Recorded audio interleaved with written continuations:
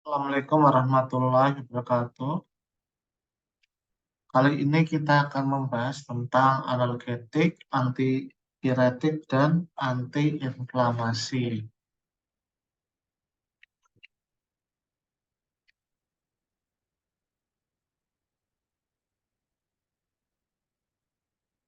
Analgetik. Analgetik merupakan zat yang dalam dosis terapeutik dapat mengurangi, meringankan, menekan rasa nyeri tanpa menghilangkan kesadaran.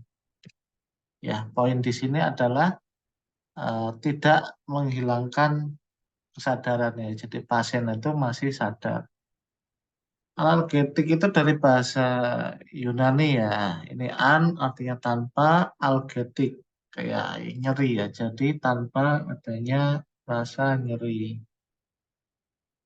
Patofisiologinya ya nyeri merupakan perasaan sensoris dan emosional yang tidak enak berkaitan dengan kerusakan jaringan. Ini nyeri ada beberapa yaitu nyeri somatik ya. Antara lain nyeri permukaan ya, kulit ya, contohnya kalau di kulit itu kalau dicubit ya itu nyeri. Kemudian nyeri dalam yaitu pada otot, jaringan ikat, tulang, sendi. Kemudian ada namanya nyeri visceral ya, atau nyeri pada perut. Ya ini eh, reseptor nyeri ya, reseptor nyeri nanti akan menuju sumsum tulang belakang dan menuju otak ya, sehingga akan ada respon ya, respon nyeri. Dan bagaimana cara menghambatnya? Kalau kita menghambat di reseptor nyerinya, maka kita pakai anestetik ya, anestetik ya, menghilangkan rasa nyeri. Kita ke reseptornya atau analgetik sentral ya. Kalau ke sarafnya ini ada analgetika konduksi. Kalau ke otak kita pakai analgetik sentral dan anestetika ya, atau anestesi. Ya, ini penggolongan analgetika berdasarkan kerja farmakologinya. Ada analgetik perifer dan analgetik narkotik ya. Perifer yaitu khasiatnya lemah sampai sedang ya, bekerja pada sistem saraf perifer ya, yang memiliki sifat antipiretik, antipiretik itu untuk menurunkan suhu ya, demam ya, anti demam. Kemudian antiinflamasi, anti peradangan, dan anti rematik ya. Ini kelompok analgetik AINS. Kemudian yang kedua analgetik narkotika ya, analgetik yang berkhasiat kuat bekerja pada sistem saraf pusat. Nah, ini analgetik perifer ini mampu meringankan atau menghilangkan rasa nyeri tanpa tanpa mempengaruhi sistem saraf pusat ya, atau menurunkan kesadaran. Juga tidak menimbulkan ketergantungan ya. Ini tidak akan menimbulkan kecanduan pada pasien. Analgetik juga berdaya antipiratis ya, anti demam dan anti radang.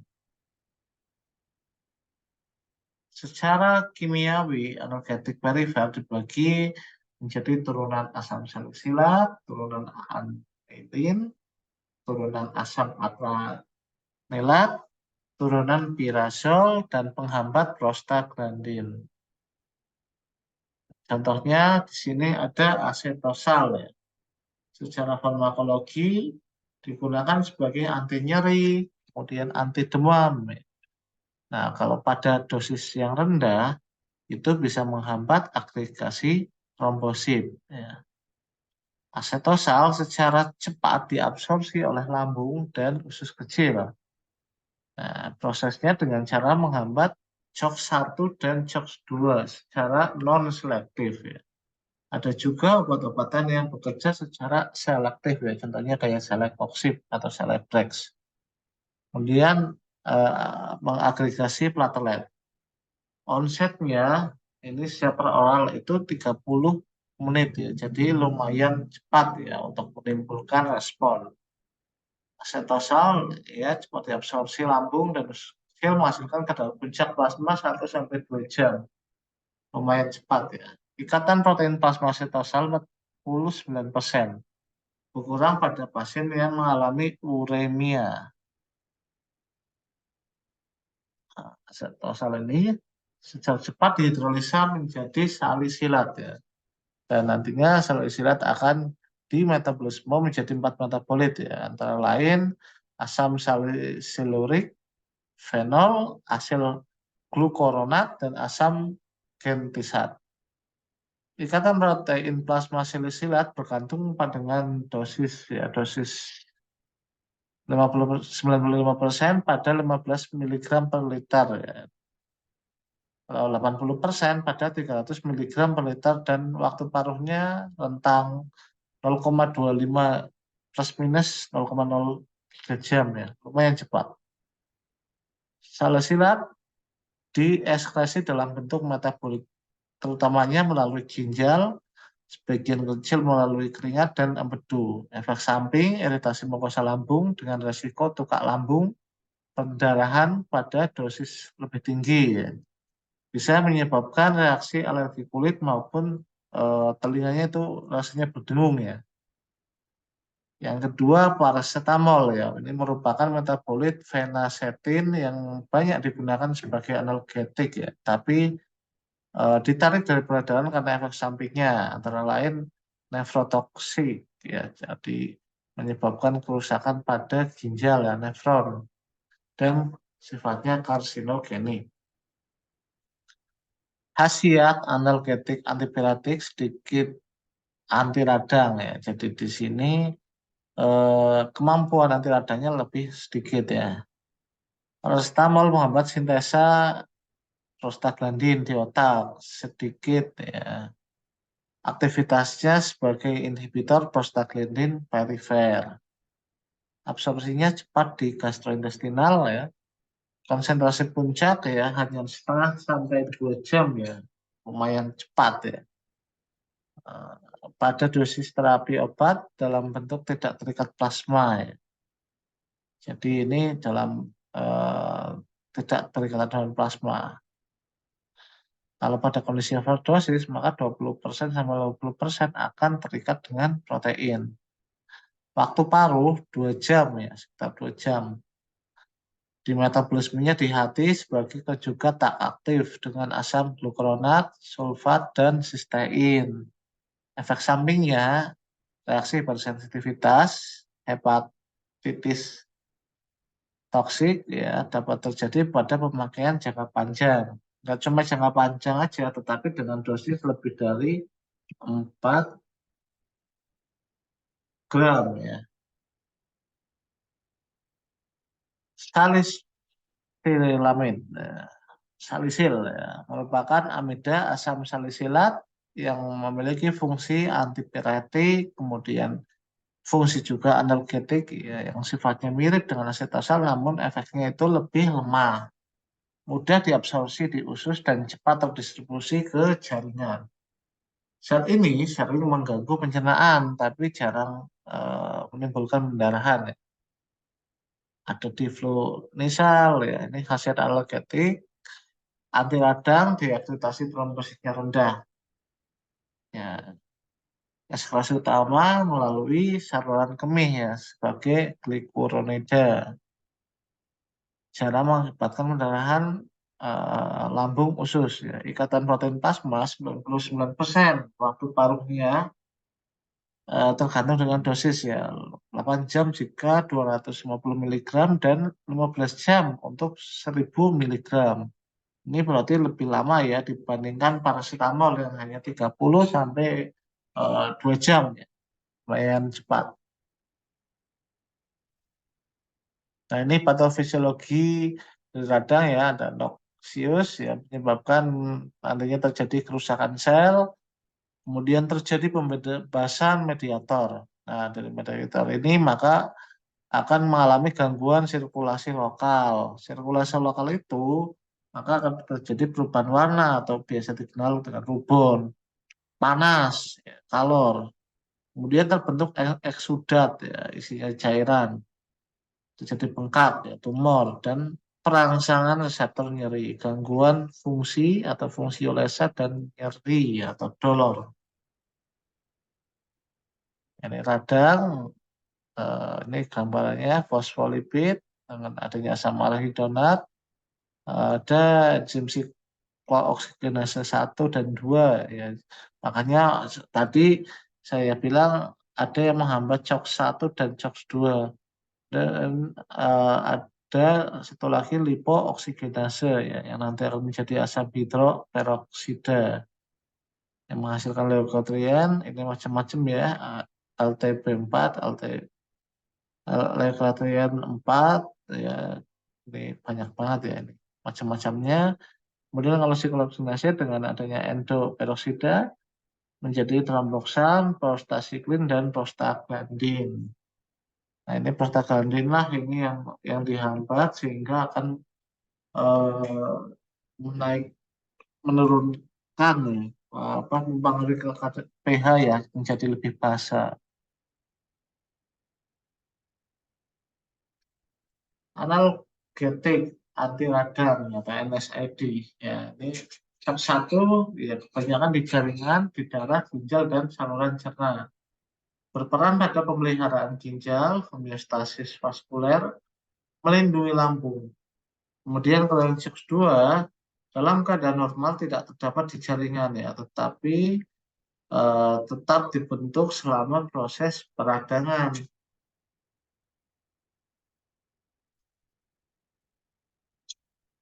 Prostaglandin, ya, bentuk di seluruh tubuh, misal dinding lambung, pembuluh, rahim, bronki, dan paru, ya. Jadi di hampir semua otot polos. Ya, prostaglandin berdaya vasodilatasi dan meningkatkan permeabilitas dinding pembuluh. Prostaglandin memelihara volume darah yang mengalir melalui ginjal. Ini prostasiklin dibentuk di dinding pembuluh darah, ya, berdaya vasodilatasi, anti trombosit, memiliki efek protektif terhadap mukosa lambung. Tromboksan dibentuk di trombosit, berdaya vasokonstriksi di jantung dan menstimulasi agregasi pelat darah atau keping darah. Biasa kita sebut trombosit, ya. Kemudian prostaglandin di otak dibentuk sebagai reaksi terhadap zat pirogen berasal dari bakteri atau terjadi karena infeksi.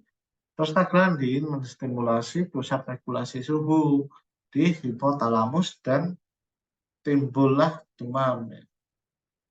Prostaglandin rahim menyebabkan kontraksi dengan terjadinya kekurangan darah dari otot rahim. Obat AIDS, ya, ini yang non-selective COX inhibitor. Ini ada asam karboksilat, ya, dari derivat asam asetat. Antara lain di sini dari eh, asam fenil asetat, ya, ada diklofenak, ya, natrium diklofenak maupun kalium diklofenak. Asam asetat indol, ya, ini ada indometasin, solinda, tolmetin. Kemudian dari derivat asam salisilat tadi ada asetosal, ya, atau salisilat, benorilat, dan diflunisal. Kemudian dari derivat asam propionat ini ada ibuprofen, ketoprofen, ya, ini fenoprofen, ya. Selanjutnya dari derivat asam fenamat ada asam mefenamat dan meklofenamat, ya. Tapi yang sering dipakai itu adalah asam mefenamat.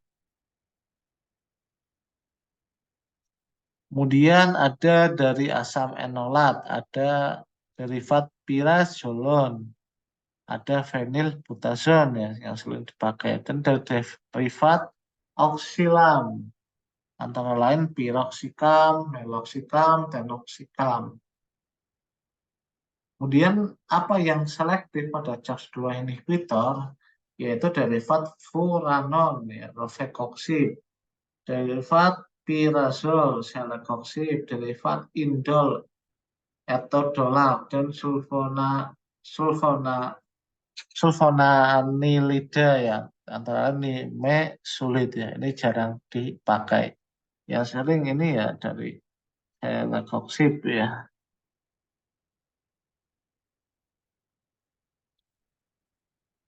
Analgetik kuat ya. Tadi kan kita analgetik lemah atau perifer, kemudian yang analgetik kuat atau antara lain opioid ya atau narkotik. Analgetik opioid merupakan kelompok obat yang memiliki sifat-sifat seperti opium. Yang termasuk golongan obat opium yaitu obat yang berasal dari opium ya, senyawa semisintetik atau morfin, dari morfin, senyawa sintetik yang berefek seperti morfin. Reseptor opioid ya adalah reseptor tempat terikatnya opioid di sel otak. Berdasarkan kerja pada reseptor opioid, ini antara lain ada agonis opioid ya, sifatnya mirip ya atau menyerupai morfin, bekerja sebagai agonis pada reseptor opioid. Antagonis opioid tidak memiliki aktivitas agonis pada semua reseptor opioid atau nalokson. Ya, reseptor opioid, reseptor untuk memperantari efek analgesik ya, mirip morfin yang bisa menyebabkan euforia, depresi napas, miosis, dan berkurangnya motilitas saluran cerna. Ini ada K ya, reseptor K sebagai perantara analgesik seperti yang ditimbulkan pentasusin ya, yang memiliki efek sedasi, miosis, depresi napas yang tidak sekuat agonis. Reseptor sigma berhubungan dengan efek psikomimetik yang dibuktikan pentasusin dan agonis dan antagonis.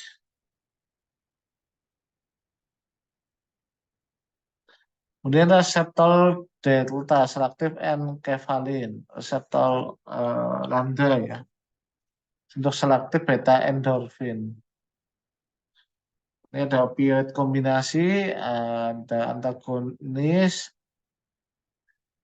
antagonis opioid ya, ini ada nalorfin dan pentasusin.